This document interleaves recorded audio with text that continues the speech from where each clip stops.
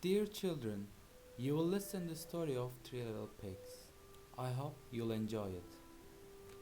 Three Little Pigs and the Wolf. Once upon a time, there was an old pig with three little pigs. And one day, she said to them, "My children, it is time for you to go out in the world and seek your fortunes."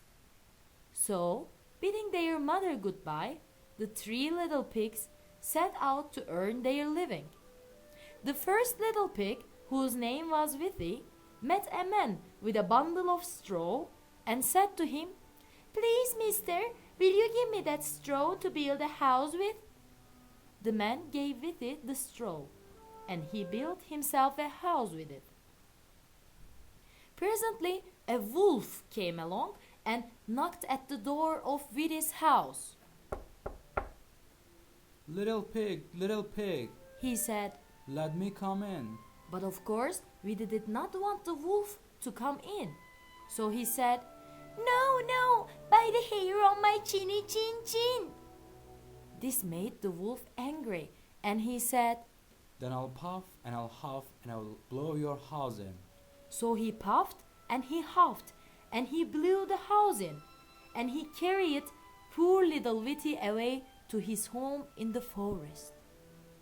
The second little pig, whose name was Blacky, met a man carrying some wood, and he said to him, "Please, mister, will you give me that wood to build a house with?" The man gave Blacky the wood, and he built himself a house with it. But along came the wolf and knocked at the door of Blacky's house. Little pig, He said, let me come in. "No, no," replied Blacky in great fright. "Not by the hair on my chinny chin chin." Then I'll puff and I'll huff and I'll blow your house in. So the wolf puffed and he huffed, and at last he blew the house in, and away he went with Blacky to his home in the forest. Now the little third pig, whose name was Brownie, he met a man with a load of bricks, and he said to him, "Please, mister, will you give me those bricks to build a house with?" The man gave him the bricks, and Brownie built himself a very snug little house with them. He had just finished his house when the wolf came along. Hey little pig, He said, let me come in. "No, no, by the hair on my chinny chin chin."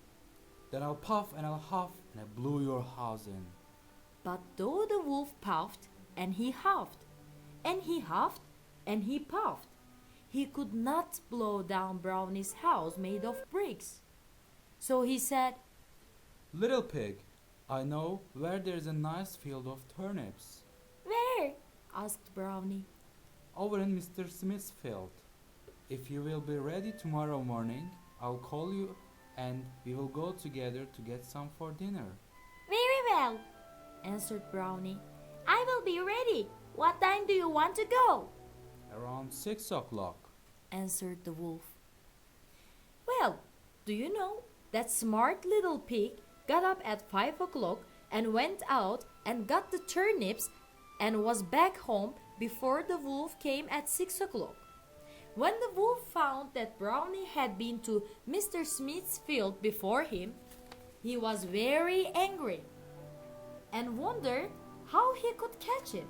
So he said, Hey little pig, I know where there's a nice apple orchard. "Where?"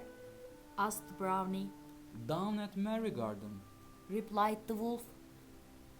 I'll go with you tomorrow morning at 5 o'clock and we will get some apples.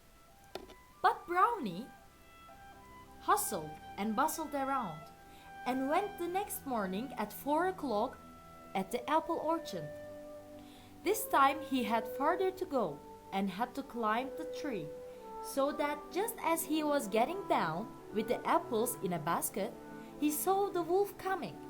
Of course, he was frightened. When the wolf came up to the tree, he said to Brownie, Oh, I see you are here before me. Are there very nice apples? Yes, indeed, replied Brownie. Here, I throw one down to you. And he threw the apple so far that, while the wolf was running to pick it up, the little pig jumped down from the tree and ran home. Now the wolf was very, very angry, and he thought and thought, and finally thought of a plan to catch the little pig. Just coming to his house the next morning, he said, Hey little pig, there's a fair in town this afternoon. Will you go? Oh, yes, replied Brownie. I will be very glad to go. What time will you want me to be there? At 3 o'clock. Said the wolf. But Brownie went off to the fair at 1 o'clock and bought a great big copper kettle. Alice, on the way home with the kettle, he saw the wolf coming up the hill. Poor little Brownie, he didn't know what to do. And then suddenly he jumped into the copper kettle and gave himself a push. And the kettle went rolling over and over with the little pig in it.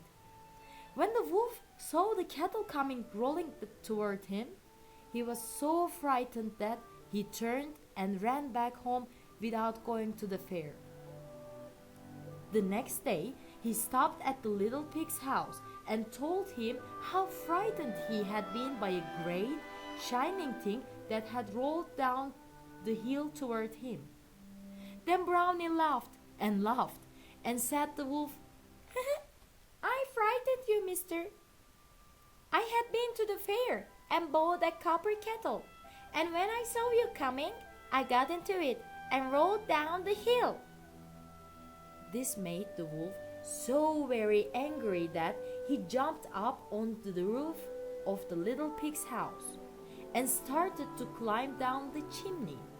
When Brownie saw this, he made a blazing fire in the fireplace and hung the copper kettle over it, full of boiling water. And just as the wolf came down the chimney, the little pig pulled off the cover of the kettle, and plop! Into the boiling water fell the wolf. So Brownie boiled the wolf, and then went out and rescued his 2 brothers, Withy and Blacky, from the forest where the wolf had been keeping them.